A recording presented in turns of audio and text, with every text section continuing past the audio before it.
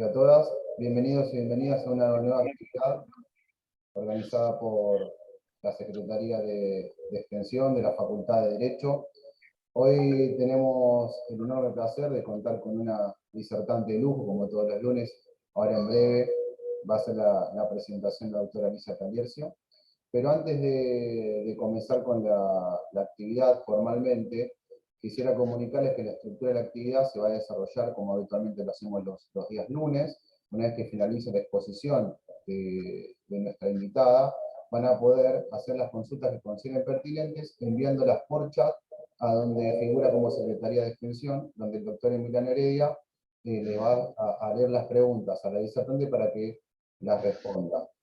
También quisiera agradecer la presencia de Jorge Caruso, que nos colabora constantemente con estas actividades, por supuesto también a la presencia del secretario del área, el doctor Pedro Javier Arce, y bueno, por supuesto a la disertante que ahora en breve lo va a presentar Alicia. Esta temática que elegimos el día de hoy es medidas provisionales en divorcios, nulidad de matrimonio y separación de bienes convivenciales. Recuerden que las próximas 2 semanas, es decir, los próximos 2 lunes, no vamos a tener actividad, retomándolo el 31 de julio. Ahora sí, gracias Alicia, siempre por todo. Te doy la palabra para que formalmente presentes a nuestra invitada. Gracias querido Ezequiel. Muchísimas gracias a Fabio, nuestro secretario de Extensión Universitaria, a Emiliano, que siempre está al frente para ayudarnos, y a nuestro querido Jorge Caruso, que siempre nos acompaña y nos ayuda tantísimo. Bueno, qué decir hoy, más que dar la bienvenida a la disertante, que para mí es un lujo, una persona que admiro mucho, que trabaja muchísimo, y con la cual tengo una falta porque le he dicho, yo no pedí su nuevo currículum, hicimos toda la presentación y la difusión como jueza de familia, pero ya hace unos años que nuestra querida doctora María Nieto Vázquez es jueza de Cámara Civil y Comercial de Comodoro Rivadavia, Chubut, y que le va muy bien en esa tarea, a la cual la felicito profundamente acá en público, porque realmente es más que merecido, porque sé de su tarea, de su impronta personal permanente.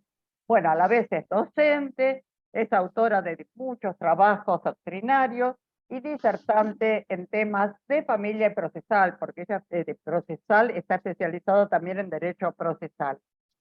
Bueno, su currículum es muy extenso, pero yo quiero que la escuchemos, que es lo más importante de todo.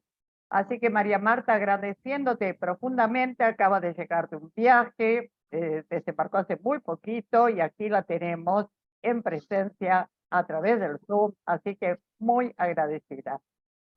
María Marta, todo tuyo, adelante. Estoy ansioso de escucharte. Bueno, doctora Tallarico, doctora Alicia, muchísimas gracias a la Universidad de Lomas de Zamora por convocarme a esta actividad.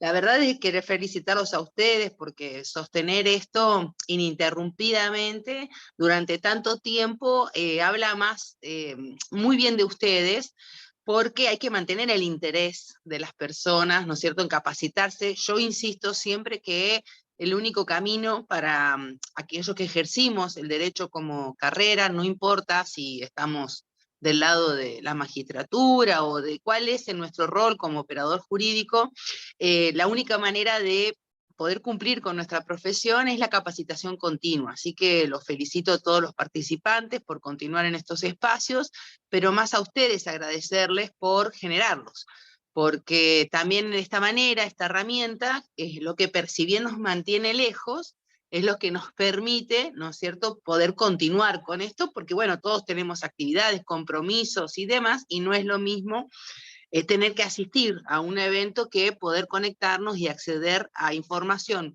de calidad, ¿no es cierto?, de esta manera. A todo el equipo que me presentaste recién, les quiero agradecer y espero conocerlos pronto. Bueno, a mí la doctora Alicia me dice, vamos a hablar de un tema. y claro, yo soy procesalista y no dejo de ver, nunca se me va la cabecita para el lado del proceso, cada vez de que estoy analizando un caso, ¿no? ¿Por qué es eso? Porque claramente los que no conocen el proceso, ¿no es cierto? No lo conocen como debieran conocer esta herramienta fundamental que es el proceso, y el resultado final, que es el reconocimiento del derecho subjetivo, este derecho por el cual acudimos a la justicia, puede verse, yo no voy a decir frustrado, ¿no es cierto?, que sería un rechazo de una demanda, pero sí no puede verse mesmado, o sea, diezmado, es decir, no obtener el reconocimiento de manera efectiva. Que este reconocimiento puede ser que no es efectivo por el tiempo, y mucho más en el derecho de familia, donde todos sabemos de que el tiempo es fundamental para que este derecho se reconozca con calidad, ¿no es cierto?, y sea efectiva para la persona, le solucione a la persona su situación. Y también puede no ser efectivo por la extensión del reconocimiento que hayamos obtenido. Bien. Hoy vamos a hablar de medidas provisionales. Vamos a hablar del 722, 721, 722 del Código Civil y Comercial. Pero para ir ahí, ¿sí?, que vamos a hacerlo los últimos 5 minutos, por más que sea el título de la charla, para llegar ahí, antes tenemos que recorrer otro caminito y tener las cosas en clara en lo que hace a las medidas en sí. Yo en esto tengo que coincidir con el doctor, mi querido amigo, el doctor Eduardo Róveda, en que el Código Civil, en esto de que ha sido redactado, el Código Civil y Comercial, estoy hablando del Código Civil y Comercial, que ha sido redactado por distintas personas, a veces pienso que no fue inocente, sino de que fue a propósito, ya el tiempo nos va a decir, ¿no es cierto?, la verdad de esto, pero tiene le llama de distintas maneras. Si ustedes se ponen a pensar y todos tienen un código cerca, van a ver de qué habla. En el 721 de medidas provisionales, después habla de medidas nada más, en el artículo 135, en el 553, en el 557, en el 642, ya sea determinación de capacidad, alimentos, régimen de comunidad de bienes, habla solamente de la palabra medidas. Después habla propiamente de medidas cautelares en el 34, en el 479, en el 550, y medidas protectorias en el 483 cuando habla del régimen de bienes. Es decir, que en un mismo texto, antes de los 722 artículos, tenemos medidas provisionales, medidas cautelares y medidas protectorias, lo cual puede inducir a la persona a confusión, porque no es lo mismo una medida cautelar que una medida provisional. No es lo mismo una medida cautelar con las notas y requisitos de exigibilidad propios de las medidas cautelares que una medida anticipatoria y mucho menos una medida autosatisfactiva. Y el no tener el conocimiento, ¿no es cierto?, para discernir las diferencias entre un tipo de tutela y el otro, lleva a que o quien la solicita no esté solicitando lo que realmente está necesitando para la efectividad de ese derecho subjetivo, o que el juez que tiene que despacharla, también en el manejo de los requisitos, dicte una resolución judicial. Yo me van a ver que hago así a cada rato, pero porque me aparece un cartel que dice de personas que están ingresando a la sala. Y me molesta porque no, me molesta visualmente porque no los puedo ver. Así que, pero no es que los estoy tocando haciéndoles cosquillas o ver si están despiertos, no es nada más que estoy eliminando ese mensajito. Entonces, ¿qué son las medidas que tenemos en el código? No, son mecanismos de aceleración del reconocimiento de ese derecho por el cual yo estoy reclamando o voy a reclamar en un proceso principal, o de preservación, ¿no es cierto?, de cuidado de la tutela. Las medidas, ¿no es cierto?, tienen un régimen, todo el régimen cautelar argentino, ¿no es cierto?, tiene su fundamento, la existencia de la regulación del régimen cautelar, tiene su fundamento constitucional en dos cuestiones muy sencillas, que es el acceso a la justicia y la tutela judicial efectiva. La modalidad de la tutela, ¿sí?, es decir, ir en protección de este derecho o reconocimiento de este derecho, ya no está más vista dentro de la jurisprudencia argentina como una postulación inusual, sino que más bien es algo usual, por eso que el Código Civil y Comercial se permite su regulación, y está visto como una garantía, ¿no es cierto?, de la eficacia del servicio de justicia. La cautelar ya no se reduce a la tradicional conservación de bienes, como es un embargo, ¿sí?, para el momento de la sentencia, sino que excepcionalmente puede llegar a tener más intensidad anticipando los efectos de la sentencia. Y esto es en general, ¿sí? O sea, todos acá, aparte de familia, hacemos alguna otra rama del derecho, y esto es las cautelares en general. Ahora, propiamente en el proceso de familia, la necesidad de decisiones jurisdiccionales anticipatorias y urgentes reposa en la salvaguarda más eficaz posible de los derechos y situaciones sustanciales que regula el Código Civil. ¿Y qué tipos de tutela tenemos? Vamos a hablar de 4 tipos de tutela, ¿sí? La primera tutela es el proceso. En realidad, en la época de los cavernícolas, la primera tutela o manera del reconocimiento de mi derecho era un garrote. Como la justicia por mano propia está prohibida, la primera tutela es el proceso el proceso de conocimiento, por donde hay debate. Y esta tutela es la que nos otorga a nosotros, ¿sí?, mayor seguridad en el reconocimiento de ese derecho. La defensa de los derechos exige la tramitación de un proceso cuya debida resolución requiere de un tiempo, por eso que el proceso es, dentro de las tutelas, el más lento, ¿sí? Porque la verdad no surge impulsivamente, sino que es una derivación, ¿sí?, razonada de un debate. El segundo tipo de tutela que tenemos, ¿sí?, es la tutela común. Ahí está. La tutela común, donde hay incertidumbre, ¿sí? En la tutela común se construye sobre la base de la incertidumbre, que es consustancial con el inicio del litigio, y se le otorga recién al final del proceso la certeza. En la incertidumbre, nosotros nos encontramos con el proceso que va a terminar con una sentencia definitiva, en la tutela común. En la tutela cautelar ya no hay incertidumbre, sino que ¿qué hay? Hay verosimilitud, ¿sí? Hay un humo de buen derecho, hay algo que traen las partes, así sea la información sumaria, documentación, instrumentos privados, reconocida la firma, instrumentos públicos, o todas las situaciones que sabemos derivadas del proceso, la rebeldía, la confesión ficta, la sentencia, en definitiva. Ya lo que tenemos en la tutela cautelar, que nos diferencia de la tutela común, que es el proceso, es verosimilitud, ¿sí? Es el tipo de tutela que se va a otorgar durante el curso del proceso, de conocimiento, ya sea en forma anterior, coetánea al inicio del proceso, con posterioridad. Y esta verosimilitud sobre el derecho invocado, lo que se pretende por intermedio de la protección de la cautelar, de la tutela cautelar, es preservar una realidad subyacente. Protege las condiciones que habrán de permitir el dictado de la sentencia en el proceso principal. Estas son lo que se le dice en la doctrina o en la jurisprudencia a veces, algunos, sobre todo en La Plata, ustedes en la corte tienen muchos procesalistas en La Plata, se le dice medidas cautelares formales, o se le llaman las medidas cautelares procesales, o las tradicionales. Son las del Código Procesal, ¿sí? El Código Procesal son embargo preventivo, inhibición de bienes, secuestro.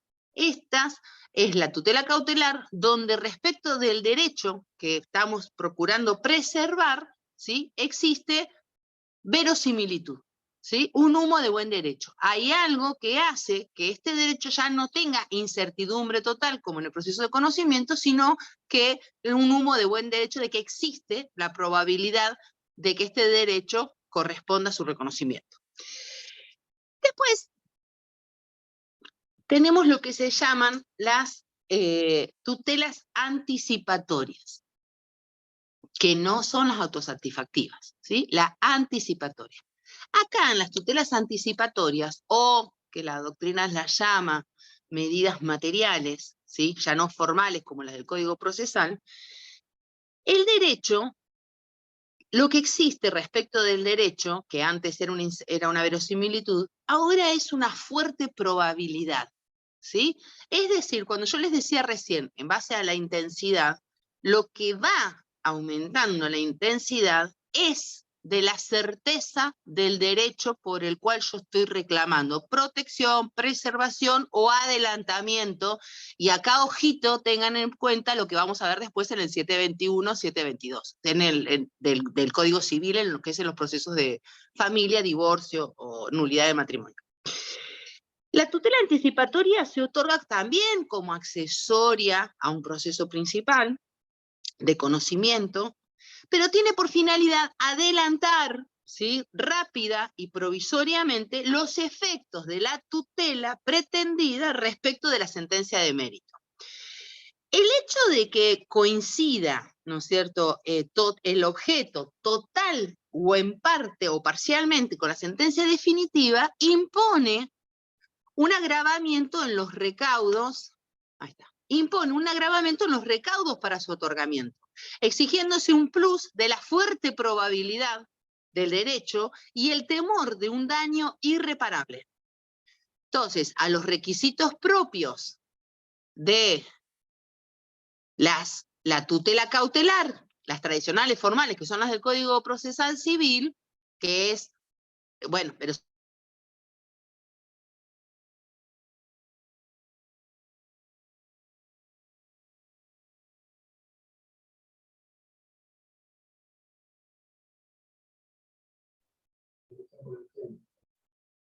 Me parece que el objeto pretendido. ¿Se me corta? sí, se cortó algunos instantes y ahora se te escucha bien.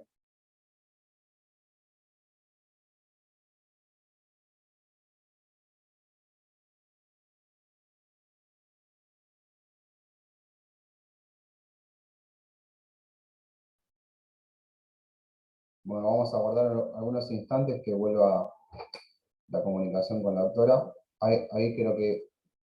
¿Me escuchás bien? Ahora te escucho bien, sí. Recién no te escuchábamos. Bueno, Ahora sí. entonces, en la tutela anticipatoria, que son las cautelares materiales, buscan acelerar el derecho, ¿sí?, que estoy pretendiendo en un proceso de conocimiento, pero en nota común con las formales, que son la tutela cautelar, la del Código Procesal, que dependen de un proceso principal de conocimiento. Puedo tener una fuerte, ¿no es cierto?, probabilidad del derecho por el que estoy reclamando, un grave peligro, ¿no es cierto?, un temor de daño irreparable, pero no deja de tener el carácter de accesoriedad a un proceso principal. Y por último, tenemos las medidas autosatisfactivas o tutela autosatisfactiva. Yo hablé de la tutela en el proceso, de la tutela cautelar, de la tutela anticipatoria, y ahora hablamos de la tutela autosatisfactiva. La tutela autosatisfactiva, primero, no depende de un proceso principal. Tiene un carácter autónomo. Cuando hablamos de tutela autosatisfactiva, que no está regulada en casi ningún código, las anticipatorias de las que hablaba recién, las tenemos en el 232, 234, por ahí tenemos diferencias de artículos nosotros con Chubut con ustedes, pero es la medida cautelar genérica. Nos agarramos de esa cautelar genérica y en base a eso, más el Código Civil y Comercial en el proceso de familia propiamente dicho, vamos a petición, o sea, esa es la base del que nos sustenta la viabilidad en el derecho. La tutela autosatisfactiva, que les vuelvo a decir, está muy poco legislada, es la que se otorga en extremis, en respuesta a un trámite urgente por el que se concede el total de lo pretendido, cuya satisfacción, o sea, una vez que lo otorgan, su satisfacción deviene irreversible, se agota y torna abstracto un proceso principal, la tramitación de un proceso principal. Desborda lo que es una medida cautelar o anticipatoria, y se convierte en un proceso autónomo, sumarísimo, que exige, ahora sí, en cuanto a esta intensidad progresiva del conocimiento del derecho, exige certidumbre. Nosotros hablábamos que en la cautelar había una verosimilitud, en la anticipatoria había una fuerte probabilidad, en la autosatisfactiva exige certidumbre. Una prueba inequívoca, ¿sí?, e inminencia de una pérdida irreparable. En el derecho de familia las vemos con total claridad en lo que son las medidas que se dictan en el marco de un proceso de violencia familiar. ¿Sí? No se exige en el marco de un proceso de violencia familiar, se agotan con su dictado. ¿Sí? Se dictaron, protegieron a la víctima, una provisión de acercamiento, una restricción, una exclusión del hogar familiar, se agotan con su dictado. ¿Sí? Tenemos muchas críticas respecto de la constitucionalidad, porque en estas medidas donde hay una certidumbre del derecho y donde hay una necesidad de su dictado urgente, porque si no hay una pérdida del derecho que se pretende proteger, lo que choca, el derecho con el que colisiona, es el derecho de defensa en juicio. ¿Por qué? Porque se dictan inaudita pars, muy pocas veces, como el Código Procesal de la Pampa impone, en la medida de las posibilidades, una pequeña sustanciación. Pero la verdad es que a veces esta sustanciación, en atención al derecho que se está pretendiendo proteger, es imposible de llevarla a cabo. Bueno, como todas las cautelares, las medidas, y de esto el código, las dispuestas en el código, más allá de su nominación, también lo exige, ¿sí? Sabemos que las características propias es la accesoriedad, todas menos el proceso principal y la autosatisfactiva, la instrumentalidad, porque no son un fin en sí mismas, excepto el proceso y como tutela, y la tutela autosatisfactiva. Son instrumentos procesales que garantizan la efectividad de la sentencia. Tienen un conocimiento las cautelares, la tutela cautelar un conocimiento superficial, ya la anticipatoria es una fuerte probabilidad en cuanto a la verosimilitud del derecho. Son dictadas unilateralmente, y acá vamos a ver la primera diferencia en el proceso de familia. Es normal que el proceso de familia, aún tratándose de una medida cautelar, el juez disponga una conciliación, sobre todo en las patrimoniales, o en las que vienen a regular los efectos personales de la separación, del divorcio o de la nulidad del matrimonio, y que buscan regular lo que sea, por ejemplo, la atribución del hogar familiar, la asistencia alimentaria, ya sea a favor del cónyuge o a favor de los hijos, el cuidado personal de los hijos, la residencia principal de los hijos, el régimen de comunicación de los hijos con el progenitor no conviviente.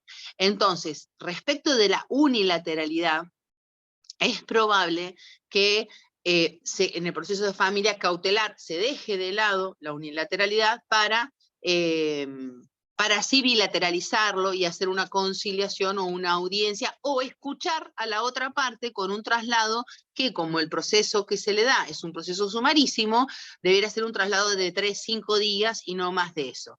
A veces no puede señalarse una audiencia por cuestiones de agenda, o porque el caso no le corresponde en la dirección del proceso del juez señalar una audiencia, sino más bien sustanciarla, es decir, bilateralizarlo para que pueda ejercer su derecho de defensa, y así el juez sacar la resolución judicial que más satisfaga el derecho que se pretende proteger. También ser modificables, ¿sí? Y bueno, todos estos resguardos, estas características propias de las cautelares en el proceso de familia cautelar, se flexibilizan, pueden ser dejados de lado en función de los intereses en juego. Por ejemplo, la instrumentalidad. Ezequiel, ¿me escuchan?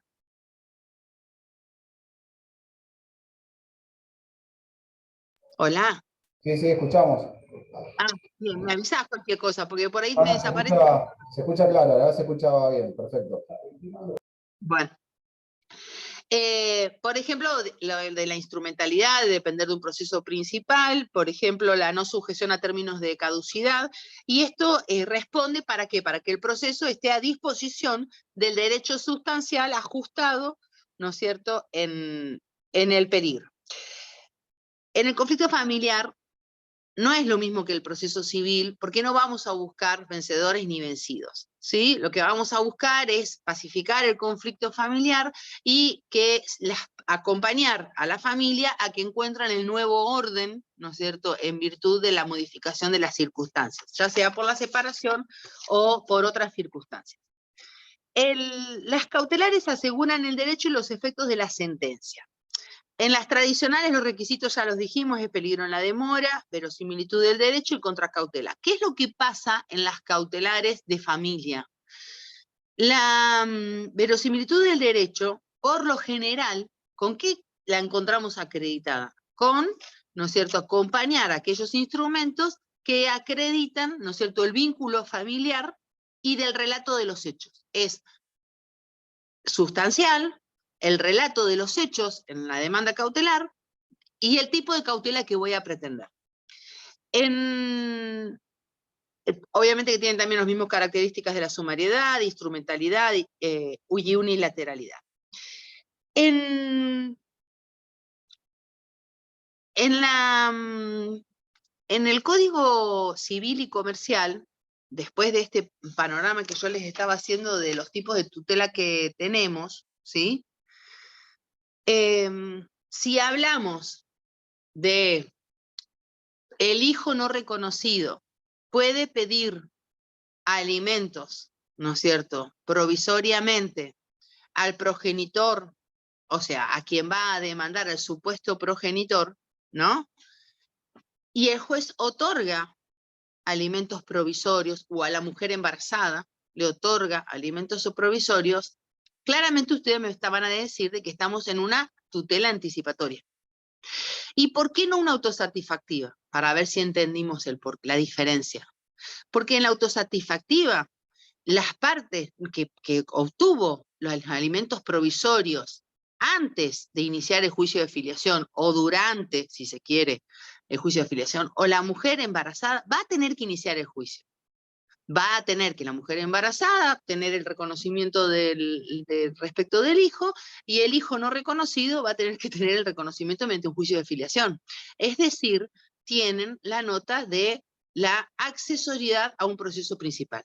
En cambio, aun cuando se adelanta el objeto de lo que va a ser el proceso principal, que puede llegar a ser un alimentos, si estuviéramos frente a una medida autosatisfactiva, como establecer una cuota alimentaria en el marco de un proceso de violencia, ¿sí?, no requiere en ese momento, no tiene un plazo de caducidad más que lo que el juez señale, porque el código expresamente le dice, podés peticionar alimentos, pero tenés que iniciar el proceso principal, y el juez debe establecer el plazo durante el cual va a estar vigente esa asistencia alimentaria.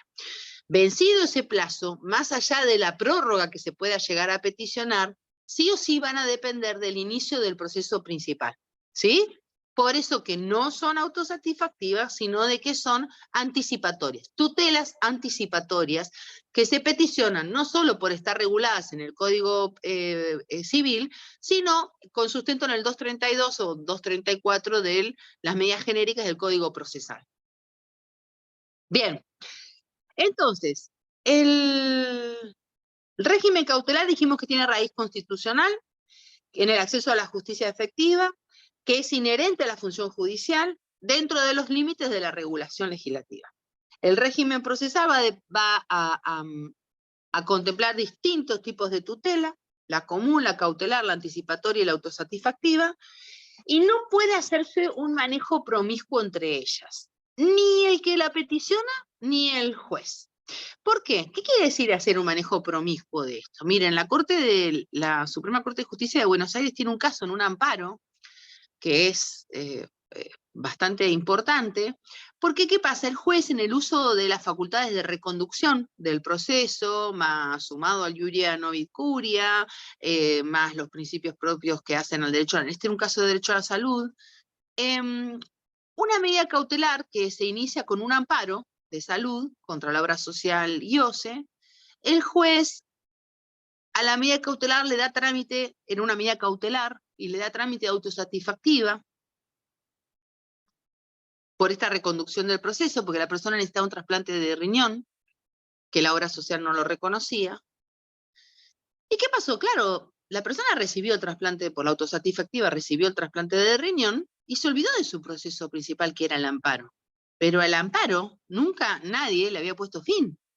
Entonces se dio esta incongruencia, ¿no es cierto?, jurídica, que la obra social planteó la caducidad de instancia del amparo.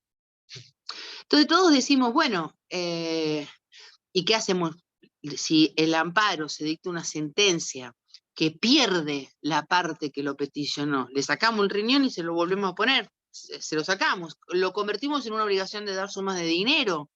La obra social puede reclamar daños y perjuicios por la medida injustamente pedida, pero ¿y si el que se la mandó, por decirlo de alguna manera, es el juez que hizo un uso promiscuo de lo peticionado con lo que él consideraba que era más efectivo? Yo no estoy hablando mal del juez, sino que entiendo de que es lo que consideraba que más efectivo era al derecho pretendido, pero bueno, había que armarlo entero. Había que decir que era autosatisfactiva, a ver si la sustanciaba o no la sustanciaba, cómo él entendía cumplido el requisito de certeza respecto del derecho, la deriva, me imagino que debería tener el certificado médico que dice de que Ezequiel necesita un trasplante de riñón, ¿sí? Entonces, y las partes tampoco. ¿Y por qué es importante esto de no hacer un manejo promiscuo entre las medidas? Tanto el que peticiona, porque vieron que cuando pedimos una cautelar de las tradicionales, las que traen el Código Procesal, el juez tiene la facultad de otorgar una distinta de la peticionada en la medida de que para evitar perjuicios innecesarios o que satisfaga el derecho, la protección del derecho que se pretende, que se está peleando o debatiendo en un proceso principal de conocimiento. Entonces, a veces las partes, cuando peticionan una medida cautelar o una medida, ¿sí?, dicen, bueno, yo quiero esto, o puede ser esto también, o sea, indican distintas posibilidades. Bueno, no es lo mismo los requisitos que se exigen para una tutela cautelar, que es verosimilitud del derecho, peligro en la demora, y en familia no va a ser contracautela suficiente, a no ser que sean cuestiones patrimoniales entre personas mayores de edad, pero en principio no se exige la contracautela, que para una tutela anticipatoria, como son los alimentos provisionales de la mujer embarazada o del hijo por reconocer, donde ya no hay la exigencia de una verosimilitud del derecho, sino que la parte al momento de peticionarla o el juez al momento de ordenarla, lo que va a tener que evaluar es de que haya una fuerte probabilidad de ese derecho. En el hijo por reconocer se va a acreditar con el estado de hijo, con el trato frecuente, con la convivencia en la época de la concepción, con la declaración sumaria de testigos, ¿sí? Lo mismo con la mujer embarazada. Por eso que es importante no confundir, ¿no es cierto?, las medidas, porque cada una tiene presupuestos de procedencia distintos. Y les vuelvo a decir, en la anticipatoria ya no hablamos de verosimilitud del derecho, sino que hablamos de una fuerte probabilidad del derecho y de un daño irreparable. Vieron que en las medidas de no innovar también hay un cuarto presupuesto que se requiere jurisprudencialmente, no está regulado en el Código Procesal, pero que es la fuerte probabilidad del daño irreparable, que las cosas no pueden, si no dictamos esta medida, que las cosas no puedan volver a su estado anterior. Bien. Por eso es la importancia del no manejo promiscuo. El manejo promiscuo de las medidas, ya sea en la tutela cautelar, la tutela anticipatoria, y ni hablar de la autosatisfactiva, porque la autosatisfactiva claramente es un tipo distinto de tutela, hace, ¿no es cierto?, al cautelado, vendría a ser, la viabilidad de la causal de arbitrariedad en el juez, o el error del juez. Por eso que es importante ver cómo se peticiona, qué acredita al momento de peticionarse, les vuelvo a decir, acreditando el vínculo y con el relato de los hechos y la documentación que se acompaña, y qué es lo que el juez, en uso de las facultades de la modificación de la cautelar pretendida, más el iuria no curia, ha dispuesto, ¿sí? ¿Con sustento en qué? Porque el juez también es el garante de los derechos, del efectivo ejercicio de los derechos de las dos partes, no solamente de la parte actora. El juez debe evitar que con el dictado de la medida se cause un perjuicio innecesario al cautelado. Bueno, a pesar de los avances en la materia, la tutela cautelar sigue teniendo carácter de accesorio, instrumental, superficial, unilateral, se encuentra arreglado y resulta de observancia imperativa de las leyes. La potestad judicial vinculada a la posibilidad de modificar el contenido de una medida cautelar no puede alterar la tutela requerida, ni quebrar el principio de congruencia, y de acuerdo a la intensidad ascendente, es un resumen que estoy haciendo, de acuerdo a la intensidad ascendente con que se presentan los recaudos cautelares, las tutelas se tipifican en formales o materiales. La autosatisfactiva no es una medida cautelar y representa la pretensión de máxima celeridad y urgencia que conoce el ordenamiento jurídico argentino. Es improcedente reconducir de oficio una medida cautelar a un proceso sumarísimo o tutela anticipatoria porque no son canjeables sus recaudos, trámites y efectos. Y esto que lo digo con sustento en los antecedentes de la Suprema Corte de Justicia de la Nación y de la provincia de Buenos Aires y la Corte Suprema de Justicia de la Nación. No son canjeables sus requisitos, así que no puede haber un uso promiscuo entre... o una reconducción de oficio de medidas cautelares, ya sea la anticipatoria o las procesales, con la autosatisfactiva. El proceso autosatisfactivo, por mínimo que sea, tiene que permitir ejercer el derecho de defensa a quien potencialmente va a sufrir las consecuencias. Bueno, habiendo hecho esto rapidito, me parece que me quedan 5 minutos, Ezequiel. ¿Cuánto tiempo me queda? Sí, ningún problema, por supuesto. ¿Sí? ¿5 tengo? ¿Cuánto tengo? Eso es lo que te pregunto. Sí, y tienes 5 o 10 minutos más, todavía tenés, así que no hay ningún problema. Si te extendés un poquito más, tampoco no hay ningún problema. Bueno, vamos a entrar en el proceso de divorcio. O sea, los cónyuges, la ley le reconoce a los cónyuges y por el 723, ustedes saben de que cuando yo hable ahora de cónyuges, excónyuges y demás, es igual de aplicable a la unión convivencial. Es decir, todo lo que yo, porque si no, hay que ir aclarándolo en cada norma, dificulta un poquito la exposición. Pero cada vez que hablemos de cónyuges, por el 723 sabemos de que también estamos hablando de uniones convivenciales. Y les pido que no tengan el error que cometen muchos de decir de que no corresponde porque es la unión la que reconoce la ley es la unión convivencial registrada. No, eso tiene que ver con otros efectos, ¿sí? Bien, la ley le reconoce a los cónyuges la posibilidad de obtener medidas cautelares sobre los bienes comunes, a fin de garantizar sus eventuales derechos en la liquidación de la comunidad, ¿sí? Y esta posibilidad está en principio ligada con la iniciación del juicio de divorcio o de nulidad de divorcio. Y la adopción de las medidas, ¿a qué se dirige? Nosotros en el código, cuando hablamos de medidas provisionales, vamos a ver de que el código las separa entre las que van a regular los efectos personales del divorcio y de la nulidad de matrimonio y los que va a regular o proteger los patrimoniales. Y es importante diferenciar las dos normas, ¿por qué? Porque una, ¿no es cierto?, va a hablar de oficiosidad, el juez va a tener, porque dice el juez puede hacerlo él solo sin petición de parte, que es en el caso de las medidas tendientes a regular los efectos personales del divorcio, y en el 722, esperen, porque yo seré camarista, pero soy un desastre con los números, y yo sé que estamos en el 721, 722, 723, pero capaz que le erro el número. En el 721 vamos a hablar de las medidas personales, hay tutela anticipatoria, hay cautelares, que se pueden dictar a fin de proteger lo que son los efectos personales de la separación personal, o del divorcio, o de la nulidad del matrimonio.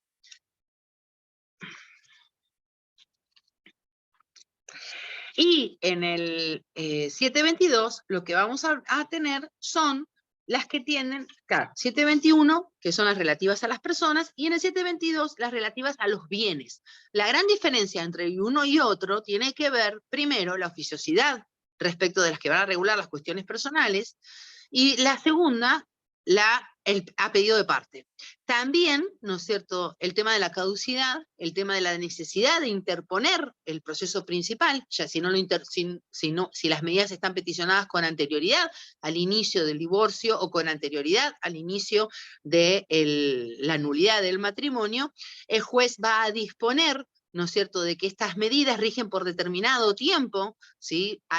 No es el plazo de caducidad de los 10 días del Código Procesal, pero sí el juez debe establecer el tiempo de vigencia de estas medidas y las partes en ese tiempo tienen que iniciar el proceso.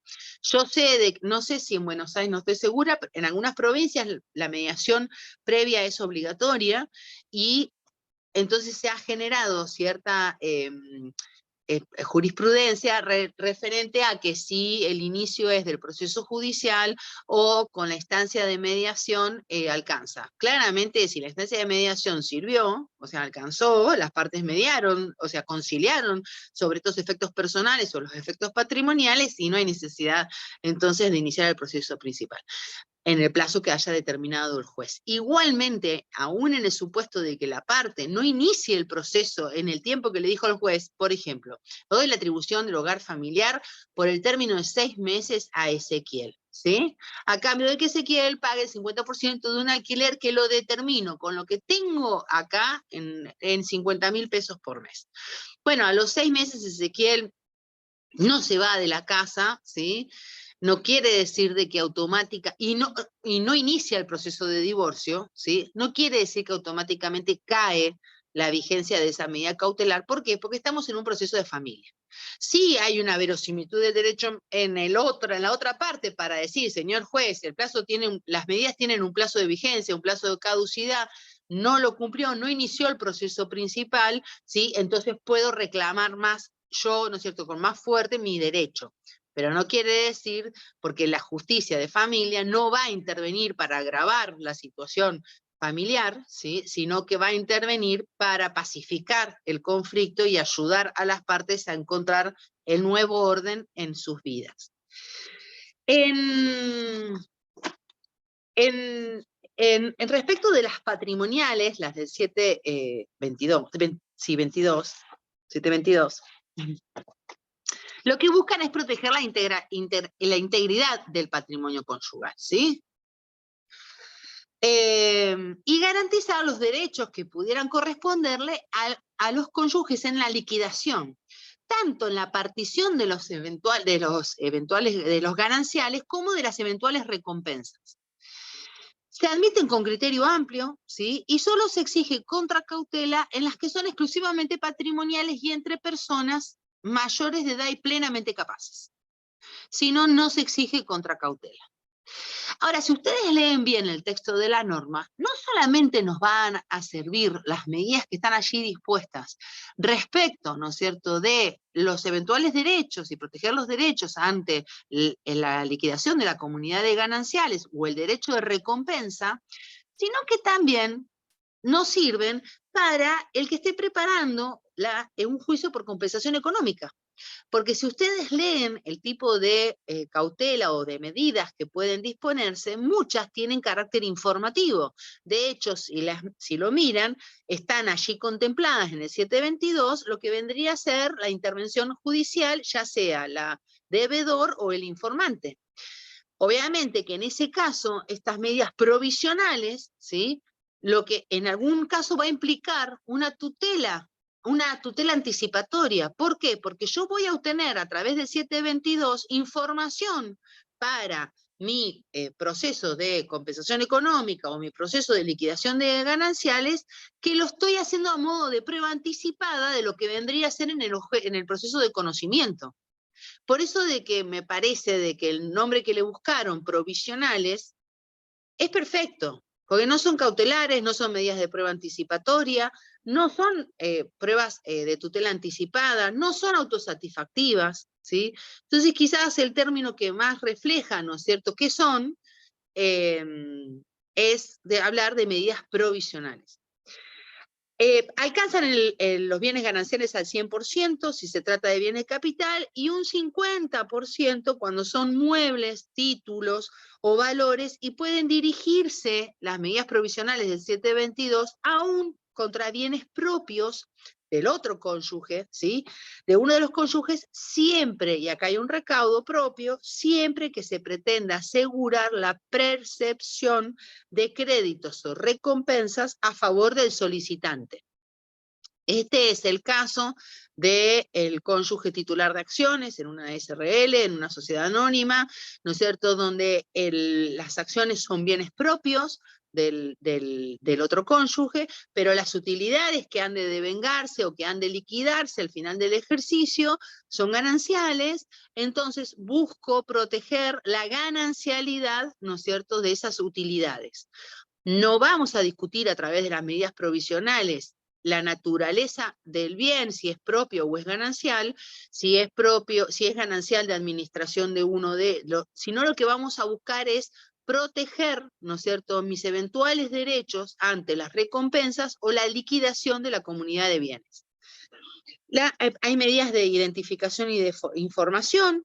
Se pueden peticionar con sustento en el 722 el embargo, la inhibición general de bienes, medidas genéricas y la prohibición de innovar, de contratar, la intervención de actividades comerciales, industriales o profesionales, todas con sustento en el 722.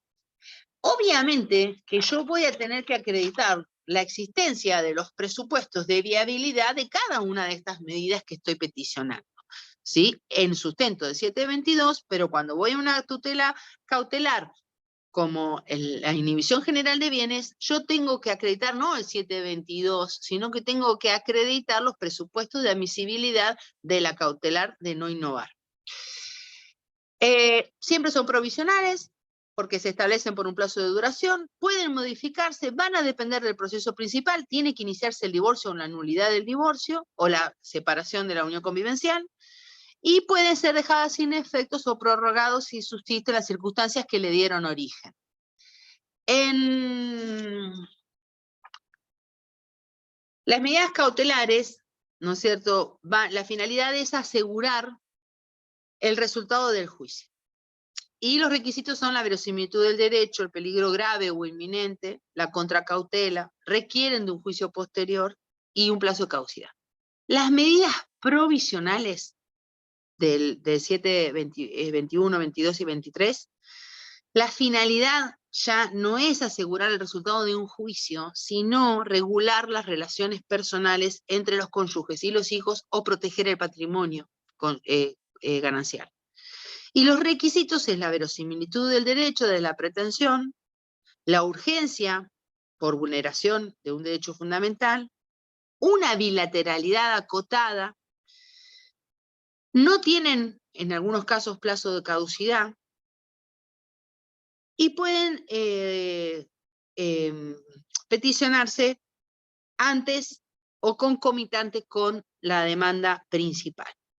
Entre las que regulan las relaciones personales entre los cónyuges o convivientes y los hijos, bueno, está la atribución del hogar familiar, los requisitos están dispuestos en la norma, en el artículo 443 del Código Civil y Comercial, va a atender la resolución del juez y en lo que acredite la parte al interés familiar, al cuidado de los hijos, que se acrediten en la medida de lo posible los ingresos de ambas partes, la posibilidad de uno o del otro de conseguir una vivienda propia, puede establecerse un canon locativo, a veces resulta necesario conjuntamente con la separación dictarse medidas que dispongan asistencia alimentaria a favor de los hijos o del cónyuge en el caso que se den los presupuestos exigidos por la norma. Ustedes saben que respecto de los alimentos del cónyuge ha variado bastante. El código ha recogido la jurisprudencia en cuanto a los supuestos en los cuales el cónyuge puede reclamar al otro asistencia alimentaria y nada impide que lo reclame en el marco con sustento en una medida provisional del 721 que es la regulación de los efectos personales del divorcio. Lo mismo respecto de los cuidados de los hijos, siempre las medidas cautelares de familia van a atender al principio de realidad y van a atender al interés superior de los niños, niñas, adolescentes y también ¿no es cierto?, de las personas con restricción al ejercicio de sus derechos por un proceso de determinación de capacidad. A veces no lo olvidamos, y es una realidad, ¿no es cierto?, de todas las familias que tengamos un adolescente o que tengamos un adulto mayor o una persona, ¿no es cierto?, con restricción al ejercicio de su capacidad. No me quiero pasar del tiempo, porque tampoco los quiero aburrir. El resto son la jurisprudencia respecto de las medidas, sobre todo las que regulan los efectos personales, es profusa, es impresionante la cantidad que hay, y sí me interesaba hoy poder transmitirles de que para poder invocar el 720, 21, 22 del Código Civil y Comercial, lo que se llama medidas provisionales, o peticionar las que hacen al resguardo del patrimonio, la disolución de la comunidad de bienes, o los alimentos provisorios, o los cuidados personales de los hijos, la regulación de los cuidados de los hijos, es necesario primero tener conocimiento sobre el derecho, ¿no es cierto?, y la identidad, intensidad y los efectos de las medidas cautelares en general. Gracias. Muchas gracias, doctora Nieto. Bueno, siempre es un placer escucharla. Recuerdo cuando comenzó con la presentación el día de hoy, comentaba sobre la posibilidad de poder brindar estas actividades, estas conferencias, y la cantidad de participantes que tenemos hoy. Tuvimos alrededor de 170 participantes, y ese agradecimiento y esas felicitaciones que usted nos brindó, quería hacerlo público también. Este es un trabajo en equipo, desde la decana de la facultad, la doctora María Fernanda Vázquez, hasta los empleados de esta secretaría, por supuesto también a través del secretario, de Alicia, quien constantemente contribuye para este tipo de actividades, una capacitación y formación constante que brindamos para la comunidad y para nuestros graduados, lo cual es muy importante. A esta altura, julio, previo a las vacaciones de invierno, a la feria judicial, tener 170 personas en esta modalidad virtual es gratificante para nosotros y para la institución, así que bueno, agradecerle esas palabras de felicitaciones que nos ha brindado, estos mutuos, y también gracias a usted por dar esta clase magistral. Hay una pregunta, si no me equivoco, tal vez dos, así que bueno, le voy a pasar la palabra. ¿Me escuchan bien? Porque... sí, hay una pregunta de Alejandro. Ahí la leo. ¿Cuáles podrían ser los argumentos jurídicos para reclamar daños y perjuicios por nulidad de matrimonio? Bueno, ¿Yo? esto, ¿quién hizo la pregunta? ¿Cómo se llama? ¿Se entendió la pregunta o la vuelvo a Yo leer? la entendí, pero ¿cómo se llama la persona que preguntó? Alejandro. Alejandro, esto, horas para que yo esté hablando. Claramente, ¿a mí? No, a la doctora no escucha. No Hola, hola, ¿No? hola. ¿Pero por qué? ¿Por el eco? Sí, se escucha, me dice. Se la leí la pregunta, no sé si la escuchó. Yo la pregunta la leí y estaba respondiendo. Ah, Pero, ¿me no se escuchan a mí? escuchaba. Sí, ahora sí. Bien. A ver, claramente siempre se pueden reclamar daños y perjuicios derivados de las relaciones de familia. Cuando hablamos de las relaciones de familia, son todas las relaciones, de padres a hijos, de abuelos a nietos, y los cónyuges por nulidad del matrimonio, por divorcio.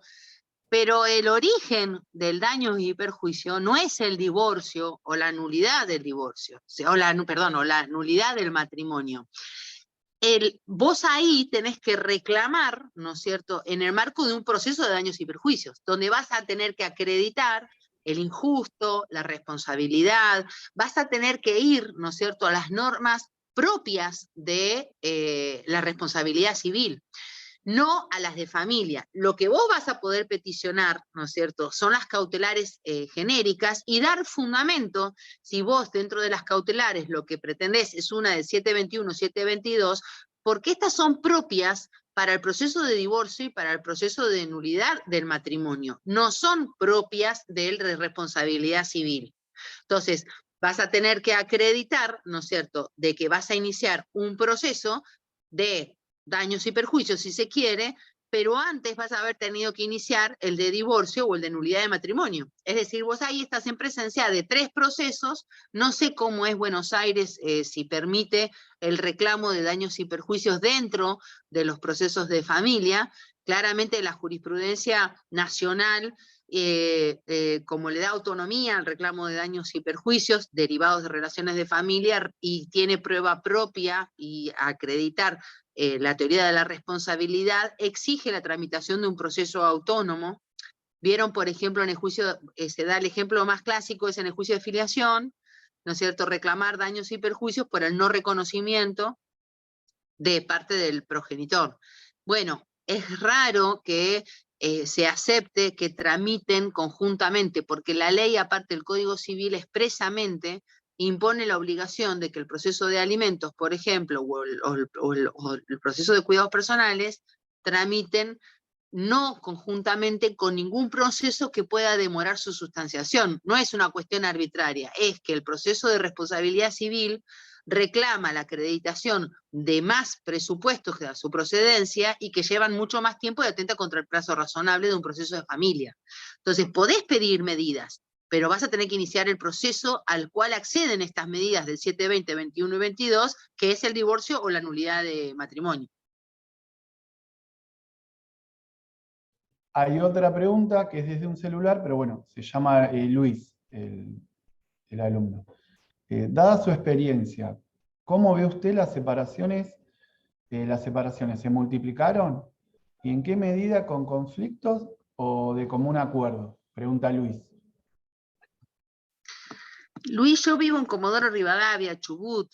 Somos 500.000 habitantes. O sea, la realidad de mi ciudad, no sé si es la realidad del resto del país. Yo entiendo que el reconocimiento del derecho a divorciarse o a separarse y otorgarle, ¿no es cierto?, un cuadro de protección para esa situación, lo que hace es mejorar, ¿no es cierto?, los derechos de las personas, que los pueden ejercer con más facilidad. Antes de divorciarte, siempre alguna de las partes queda en una situación muy desventajosa. Ya el divorcio o la separación siempre implica una situación desventajosa para alguno de los dos. No hay un caso en el que no. Pero por habilitar un derecho no quiere decir que las cosas vayan a pasar con mayor cantidad, ¿sí? El que no se quiere divorciar no se va a divorciar, el que no se quiere separar no se va a separar. Entonces, a mí me parece que siempre el reconocimiento del derecho es más beneficioso para las personas que tienen que ejercer ese derecho que su no reconocimiento, su no regulación. No creo que haya más cantidad. Y sí entiendo de que puede llegar a haber más conciliación en la medida que resaltemos más el principio de autonomía de la voluntad, ¿sí? A ver, ¿qué es lo que uno dice siempre? En algún momento esto funcionó, en algún momento estuvimos de acuerdo, en algún momento planificamos los roles, planificamos nuestro proyecto de vida común. Bueno, ahora ya no estamos de acuerdo porque eso no existe más, pero tenemos que apelar, ¿no es cierto?, a ese mismo principio de autonomía de la voluntad para que las mismas partes, porque nadie está en mejores condiciones que las partes que eran miembros de esa unión convivencial o que eran miembros de ese matrimonio, para saber qué es lo que más satisface a su derecho. Entonces yo creo que la injerencia del Estado a través de los tribunales de familia no puede nunca, ¿no es cierto?, violar la intimidad de la familia o creerse paternalista de que somos los que mejor sabemos qué es lo bueno para ustedes. No, hay que apelar al principio de autonomía de la voluntad y acompañarlos a que solos se encuentren la solución a su conflicto. Y sostener en la medida que haya una vulneración de derechos, por supuesto. Irma Ciaponi. Si la unión convivencial no está registrada, ¿debemos acreditarla con testigos al inicio de la acción o hay otros requisitos?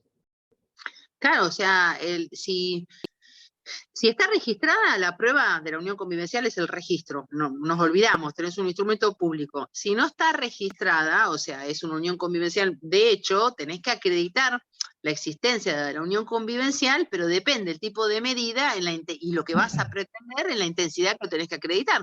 Si vos lo que vas a pedir es una asistencia alimentaria, vas a acreditar la unión convivencial con la declaración con sumaria información, ¿sí? En el mismo escrito de inicio o con anticipación, o capaz que tenés, por ejemplo, la obra social, que otorgada a favor de la parte que está peticionando, o sea, tenés distintos tipos de prueba documental que acompañada con la pretensión cautelar resulta para el juez suficiente. Pero sí, Bueno, vas a tener que acreditar el que estabas viviendo, no acreditar como para un reconocimiento del derecho a una sentencia definitiva, sino con el humo de buen derecho si estoy en una cautelar común o con mayor certeza si estoy en una anticipatoria. leemos una más, de Mora Nilda Magdalena. Para volver a reiterar la exigibilidad de alimentos y comunicación, ¿qué aconsejaría hacer, ya que no se respeta el cumplimiento? Es de Río Negro.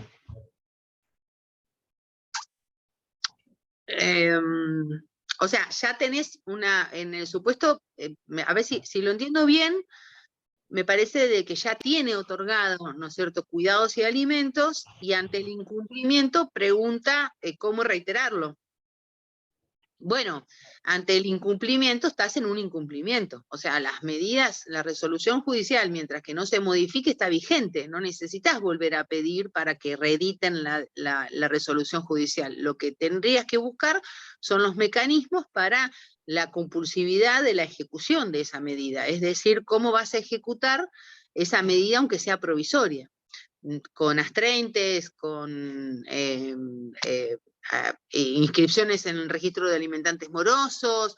Bueno, depende también en la provincia qué medidas tienen, viste, por el 551 creo que son las medidas de compulsión, están habilitadas no solo en cuanto a la sentencia definitiva, sino también en cuanto a la ejecución de las medidas provisionales. Miren, la tutela judicial eficiente se tiene que dar en 3 momentos, ¿sí? Al inicio del trámite judicial, remover todos los obstáculos para que las personas puedan acceder a la justicia, llámese el patrocinio gratuito, la no tasa de justicia.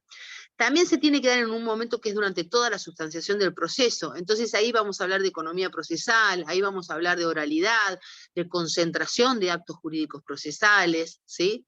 Y se tiene que dar principalmente al momento de la ejecución de la resolución judicial. Y esta resolución judicial puede ser provisoria como puede ser definitiva. Entonces, si vos ya tenés reconocido provisoriamente el derecho, lo que tenés que activar son los mecanismos de ejecución de esa resolución judicial. Bueno, esa fue la última pregunta. Ahora le voy a hacer la palabra a Ezequiel del Valle, que quería comentar algo. Sí, gracias Emiliano. A ver, un segundo que acopla. Quería, sí, antes de finalizar y cierre la palabra a Lisa para que cierre formalmente esta actividad, avisarles a todos y a todas las presentes que la doctora María Marta Nieto va a poner a disposición un material, un PowerPoint de esta exposición, lo cual le solicitamos a quienes deseen ese documento nos hagan llegar a través del correo electrónico donde se inscribieron. Nosotros a través de ahí se los vamos a reenviar en el transcurso de estos días. Bueno, agradecer, por supuesto, doctora María Marta Nieto, la exposición ha sido brillante, agradecer a Jorge, que está siempre, a Emiliano, y por supuesto a la doctora Talierzo, a quien le cedo la palabra para que formalmente haga el cierre de esta actividad.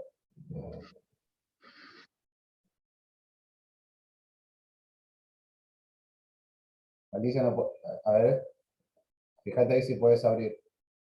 Ahí está. Ahora sí, intentaba y no podía. Bueno, una exposición brillante, Mari, brillante, didáctica, muy concreta. Yo creo que has abierto muchas mentes y es muy importante saber las diferencias que vos expusiste porque son muchas las fallas que a veces uno encuentra cuando no se hace correctamente. Así que te agradezco muchísimo la exposición, tu presencia y por supuesto vas a volver a ser invitada. Y lo que deseamos y vamos a planificar es que alguna vez vengas personalmente a nuestra queridísima facultad y disertes personalmente, que sé que también va a ser un éxito como lo fue hoy con la cantidad de personas que te han escuchado.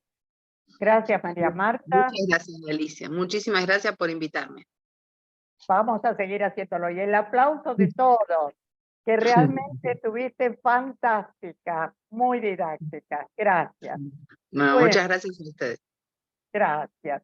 Les comento que entramos en un receso de 2 semanas, yo creo que merecido, donde todos vamos a descansar un poquito. Ojalá sea para renovar fuerzas y entrar en agosto con todas las fuerzas positivas.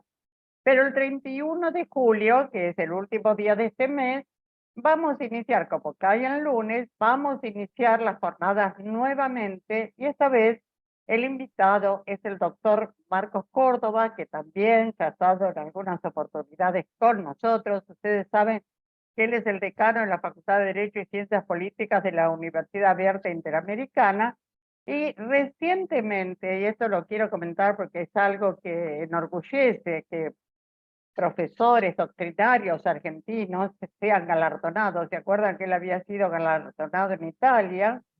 Ahora ha sido nuevamente condecorado con el Tribunal de Perú, el Tribunal Constitucional de Perú, y por toda la labor que él realiza y lleva adelante respecto de los derechos y los valores constitucionales.